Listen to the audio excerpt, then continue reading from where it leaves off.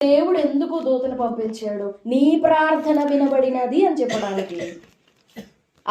ఆ మాట ఎందుకు, నీ ప్రార్థన వినబడినది అని?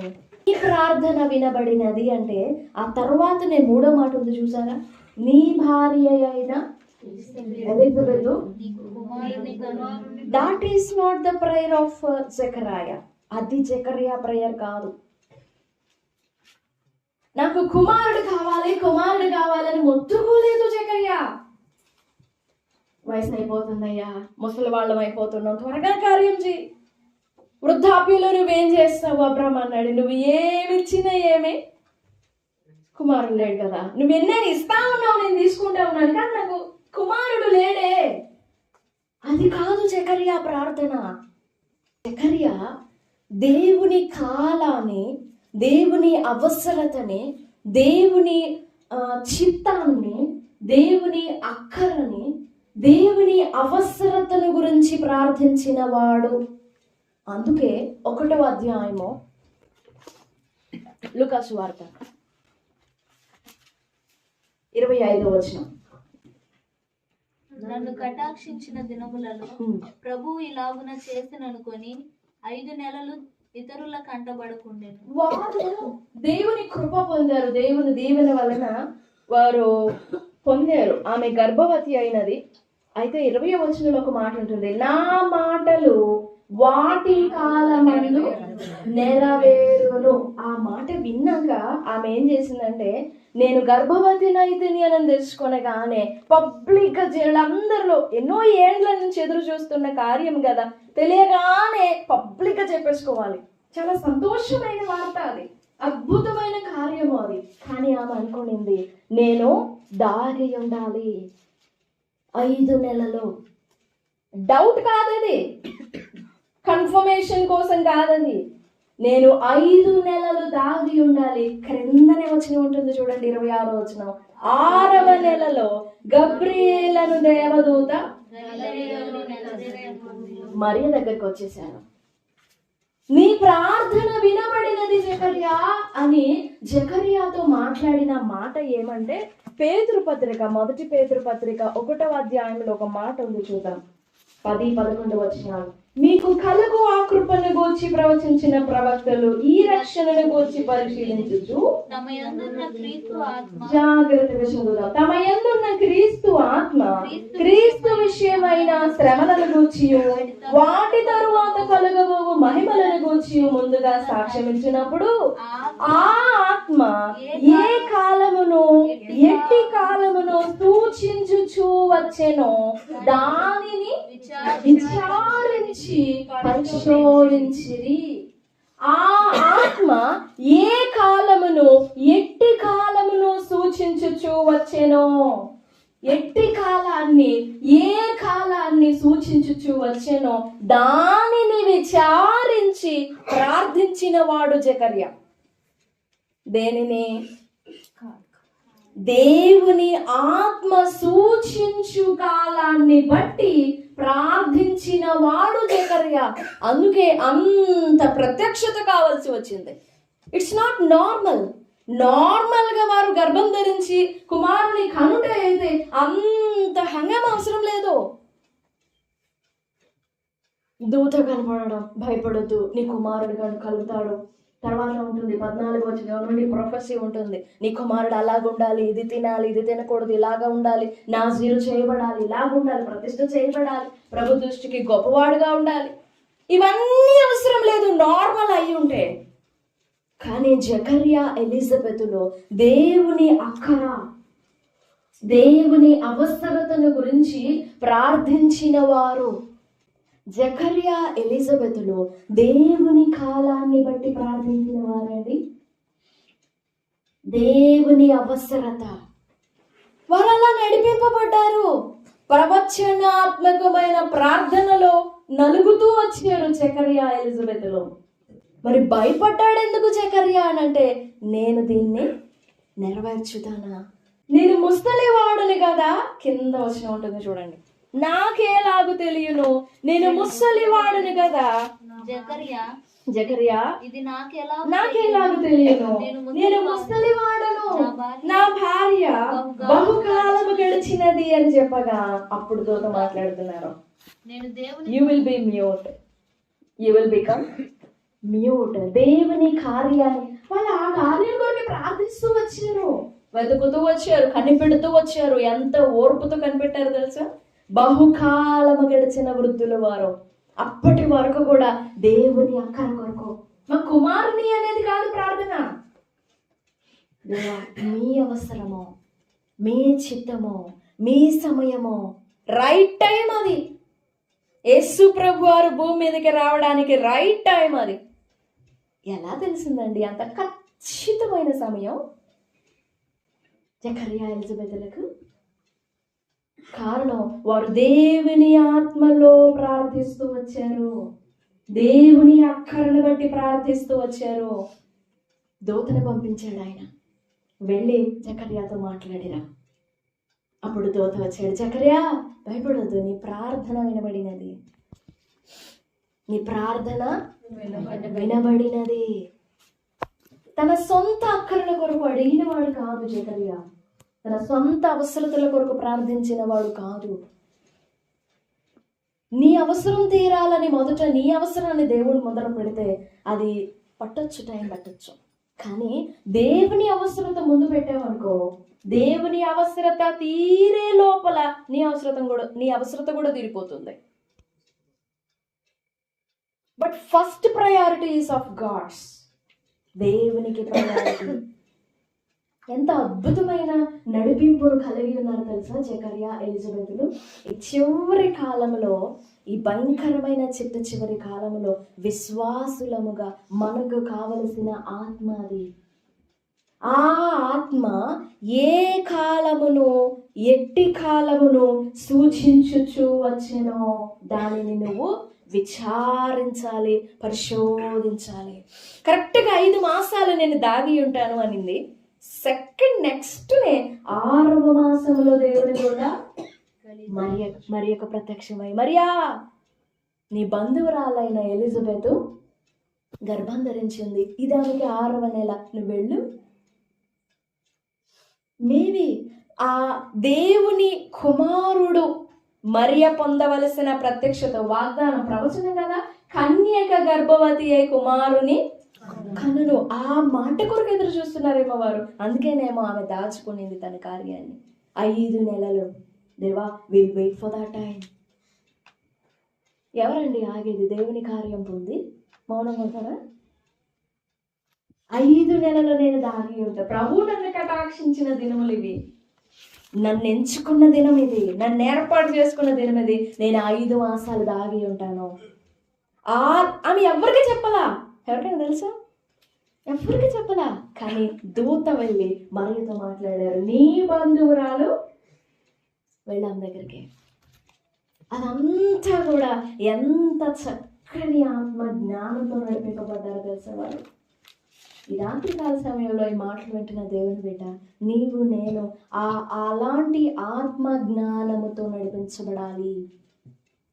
వింటాడు మన ప్రార్థన. దేవుని అవసరం, దేవుని కుమారునికి మార్గం సరళం చేయాలి. ప్రవచనం, అరణ్యంలోకి ఏకవే శబ్దం, యెషయా గ్రంథం.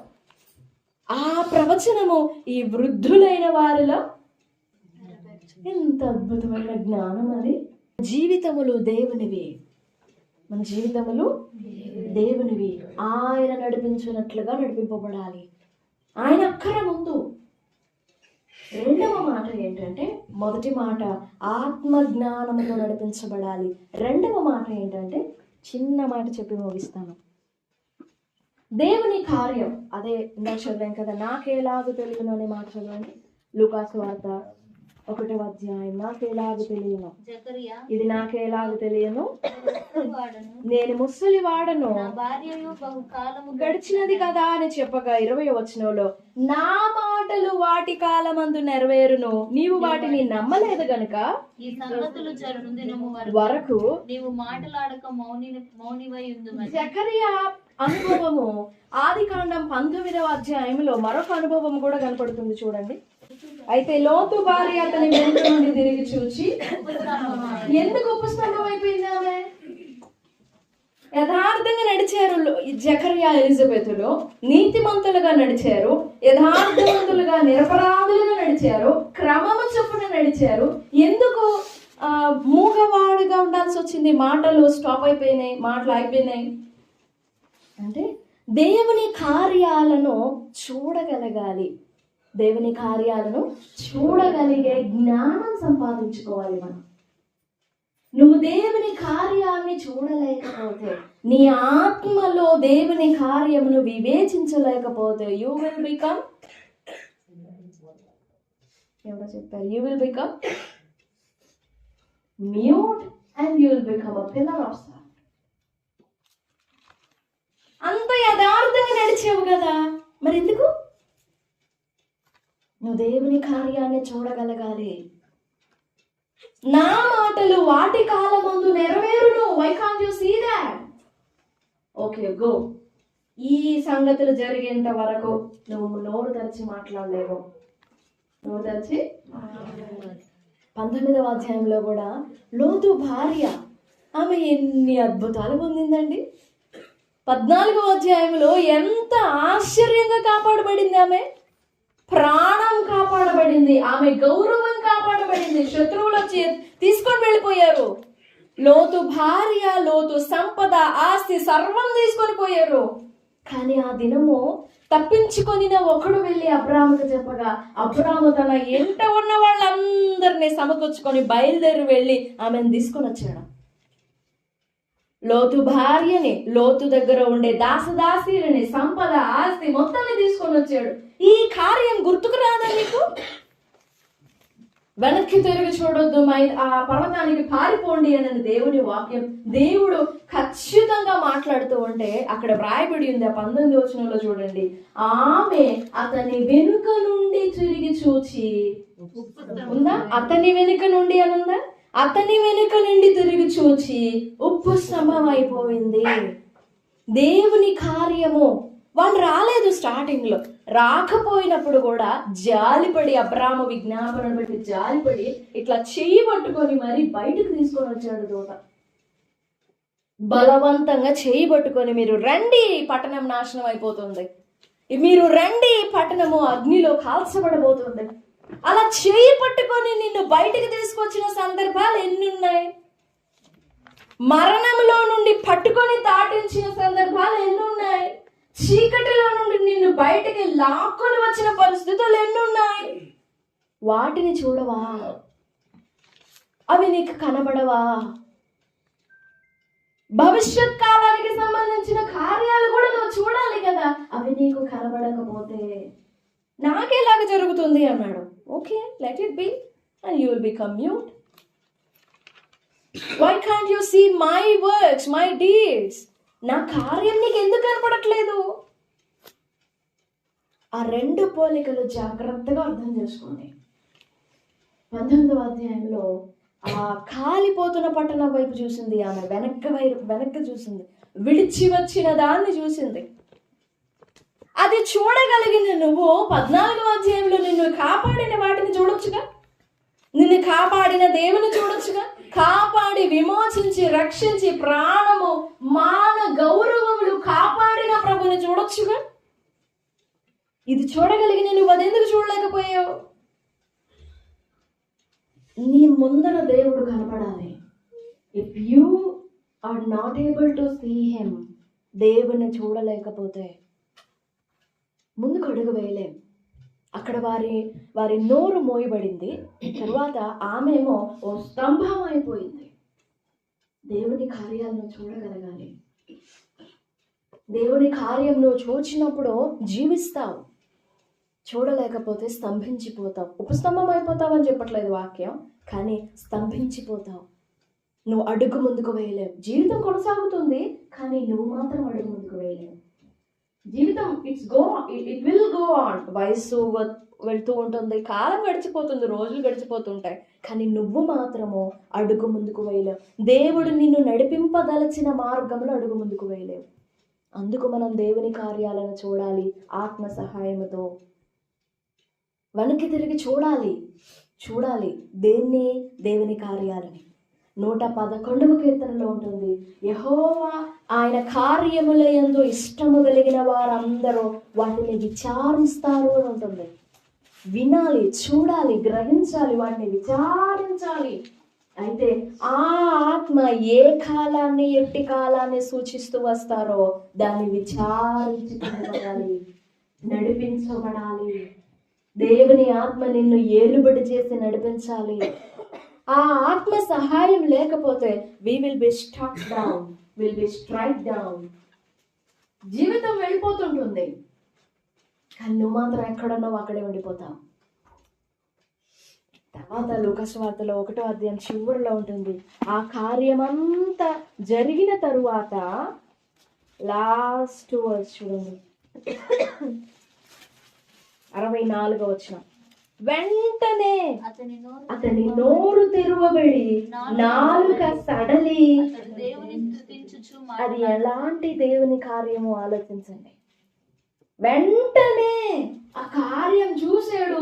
కుమారునికి దేవుడు చెప్పిన పేరు పెట్టాడు, యోహాను అని రాశాడు. రాత పలక మీద మాట్లాడలేడుగా, ఆ పలక మీద రాసి అలా చూపించగానే ఎప్పుడైతే దేవుని పేరు వాళ్ళ ప్రజలందరికీ అలా చూపించాడో వెంటనే నోరు తెరవబడి నాలుక సడలి మాట్లాడసాగాడు. మాట్లాడి ప్రవచనాలు మాట్లాడుతున్నాడు. తర్వాత వచనాల్లో చూడండి, 64వ వచనం, 65వ వచనం నుండి 80వ వచనం, 79వ వచనము వరకు జకర్యా మాటలే ఉంటాయి. 67 అతని తండ్రి జకర్యా పరిశుద్ధాత్మ పూర్ణుడై ఇలా ప్రవచించెను. He prophesied in the spirit of God. ఈ రాత్రికాల సమయంలో 2 మాటలు. మొదటిది, దేవుని ఆత్మ జ్ఞానముతో నువ్వు నడవాలి, ప్రార్థించాలి. దేవుని ఆత్మ జ్ఞానముతో ప్రార్థించాలి. ప్రార్థన వింటాడు. వినడానికి కొన్ని షరతులు ఉన్నాయి. నువ్వు నడవాలి ఆయన ఎదుట. ఆయన ఎదుట నువ్వు నడిచినప్పుడు, ఆయన ముఖము ఎదుట నువ్వు నడిచినప్పుడు నీ మనవాళ్ళకి ఇస్తాడు ఆయన. నీ ప్రార్థన ఆయనకు వినబడుతుంది, మూలుగు కూడా వినబడుతుంది. ఆయన నామమున కదా అడగవలసింది, నా నామమున, నాట్ ఇన్ ఎనీథింగ్ ఎల్స్. నా నామమున మీరు నన్నేమి అడిగినను, తన చిత్త ప్రకారముగా అడిగినప్పుడు, మీరు అడిగినప్పుడు ఆయన దయ చేయకుండా మానడు, ఆయన కృప చూపకుండా మానడు, మేలు చూపకుండా మానడు. వింటాడు ఆయన, మన మనవి వింటాడు ఆయన. నువ్వు ఆయన ఎదుట నిలువబడి, ఆయన ముఖము ఎదుట నిలువబడి అడుగు, నీ మనవాళ్ళకి ఇస్తాడు ఆయన. రెండోదేంటిది, దేవుని కార్యములో నీ ఆత్మలో నువ్వు చూడగలగాలి, భవిష్యత్ కాలాన్ని కూడా చూడగలగాలి.